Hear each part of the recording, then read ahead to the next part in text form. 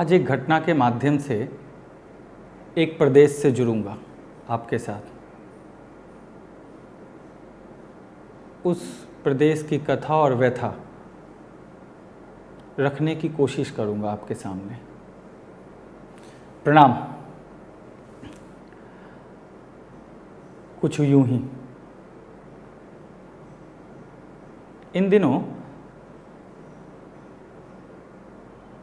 सुशांत सिंह राजपूत, बाढ़, कोरोना और चुनाव, इन तीनों के केंद्र बिंदु में जो एक प्रदेश है ना, बिहार नाम है उसका। कहानी उसी की है। अप्रवासी बिहारी, घर का न घाट का। मैं एक निजी अनुभव के माध्यम से एक बात रखना चाहूँगा आपके समक्ष। अभी से 8-10 वर्ष पूर्व की बात है। जिस अखबार में मैं कार्यरत था उसके पीछे कहीं 100 नंबर पे कंप्लेन आया, तो अखबार के संपादक ने कहा कि आप जाकर देख लें कि मामला क्या है। मामले को मैं बताता हूँ। एक अपार्टमेंट के नीचे कुरियर वाला चिट्ठी की पेटी में चिट्ठी रखकर वापस जा रहा था। इतने में ऊपर से बहुत तीखे आवाज़ में एक सज्जन ने कहा कि ये ऊपर के फ्लोर पे रख के जाओ ये चिट्ठियाँ। वो बोला, साहब 1-2 दफ़ा गया हूँ मैं, मेरी एक टूटी साइकिल जो मेरा सहारा है वो चोरी हो गया और जिसकी वजह से मुझे बहुत परेशान रहना पड़ा। मैं नीचे के लेटर बॉक्स में ही रख के जाऊँगा लेटर। फिर उसने गाली वगैरह दिया, फिर इधर से भी कुछ हुआ और 100 नंबर आ गई। अब मैं आपको दूर प्रत्यक्षदर्शी बनकर मौन में सुनता संवाद बता रहा हूं जो 100 नंबर और उस कुरियर वाले और वो 3rd फ्लोर वाले भाई साहब के बीच चल रही है। वो गरीब सा फटा कुचैला कपड़ों में लिपटा आम आदमी, और सबसे बड़ा जो दर्द था और जो सबसे बड़ी तोहमत थी उसके ऊपर कि वो पलायन किया हुआ था। उसने नाम वाम पूछा पुलिस वाले ने, जो भी था वहाँ पे वो थे 100 नंबर वाले। फिर उन्होंने जो संवाद किया, मैं दूर से सुन रहा था। उन्होंने नाम वाम पूछा, बोला अच्छा तो बिहार से है, बिहारी होते ही ऐसे हैं। फिर वो बात मुझे कचोट कर गई। मैं उनके समक्ष गया और बड़े नम्र निवेदन के साथ अपने परिचय को देते हुए मैंने ये कहा कि महानुभाव, आपने जो कहा आप उसको कुछ यूं कह सकते थे कि तुम जैसे की वजह से बिहार बदनाम है। क्योंकि मैंने जो उस वक्त कहा वही मैं आपके समक्ष रख रहा हूँ कि मैंने कहा कि मेरे पिताजी भी बिहार के हैं और मैं भी बिहार का हूँ, तो आप एक लठ से सबको कैसे हाँक सकते हैं। खैर बड़ी शालीनता से उन्होंने भी इस बात को स्वीकार किया। कहानी वहाँ ख़त्म हो गई। कहानी वहाँ ख़त्म नहीं हुई। आए दिन मैं भी जानता हूँ, मेरे आस पड़ोस रहने वाले काफ़ी लोग घर में कोई कपड़े ले आए तो वो क्या बिहारियों से कपड़े ले आए, क्या बिहार जोकर वाले कपड़े पहनते हैं बिहारी। मैं ये सिर्फ एक प्रांत की बात कर रहा हूँ क्योंकि ये पलायन का शिकार है। अमूमन हम सभी के साथ जाति सूचक और प्रांत सूचक शब्दों के साथ कहीं ना कहीं उनको ठेस पहुंचाते हैं, जो कि उचित नहीं है। हमारा आनंद कभी किसी के आंसू के सरजमी पे न तैयार हो। किसी को रुलाकर अगर हम हंस रहे हैं तो वो कतई वो हास्य की श्रेणी में नहीं आ सकता, वो परिहास की श्रेणी में आता है।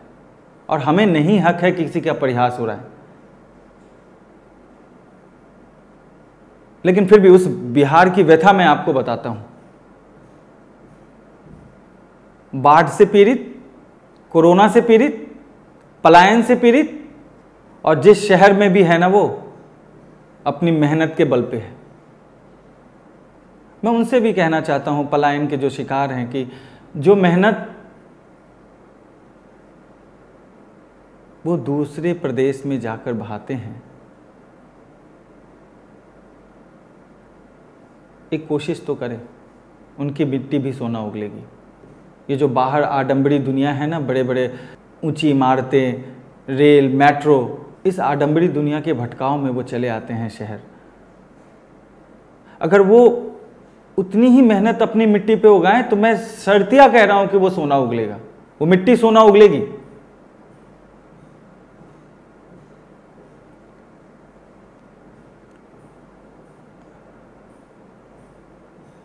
ये बात और इस वीडियो के माध्यम से कहीं आपके मन में यह ना आए कि मैं किसी प्रांत विशेष का हूँ इसीलिए प्रांत विशेष की वकालत कर रहा हूँ। बिल्कुल नहीं, मेरा बिल्कुल उद्देश्य वकालत नहीं है। मेरा उद्देश्य बस ये है कि एक इंसान की इज्जत दूसरा इंसान ज़रूर करे, उसके प्रांत से, उसकी बोली से, उसके पहनावे से।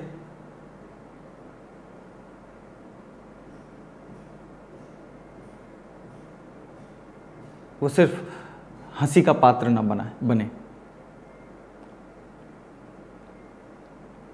कितनी सुर्खियां बटोर रहा बिहार,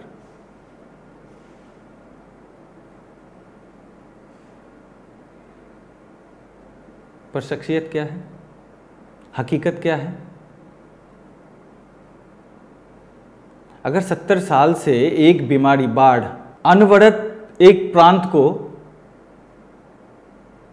परेशान कर रही है, उसके जीवन में एक बड़ी रुकावट हो, वो फिर अनवरत वो कैसे 70 साल तक एक बीमारी कैसे है अब तक? बहुत आसान है अपनी जगह से पलायन कर जाना। और आसान मार्ग हम सभी चुन लेते हैं। मैं भी कहीं गुनहगार हूं।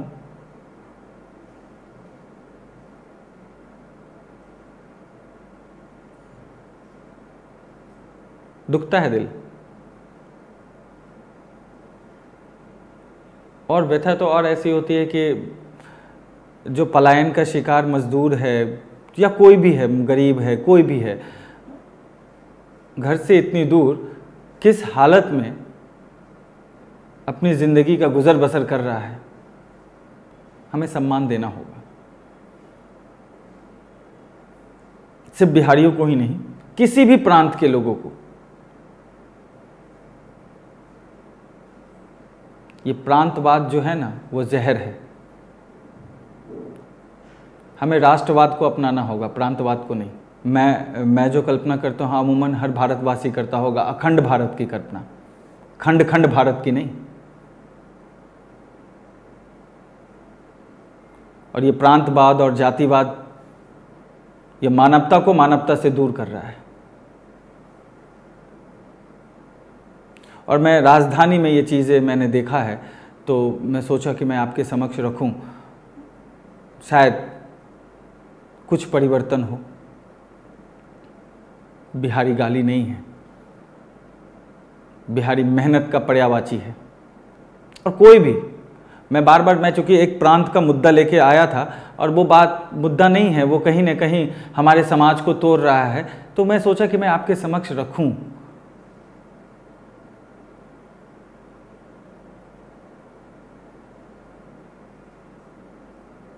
अच्छा लगे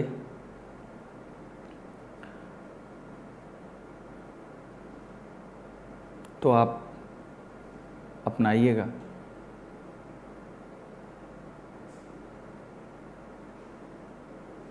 और मैं तो कहना चाहता हूँ, आइए एक समृद्ध बिहार के लिए हम सभी कटिबद्ध हों, उनको सम्मान दें। और ये जो कुछ शब्दावली हमने अपने जीवन में अपना लिया है ना, वो इंसान को इंसान से अलग कर रहा है।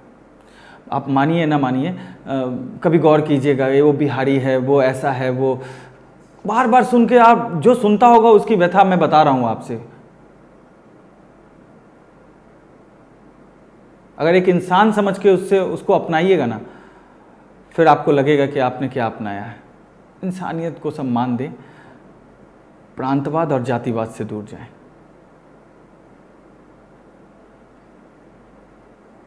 इसे विनम्र निवेदन के साथ मेरा प्रणाम।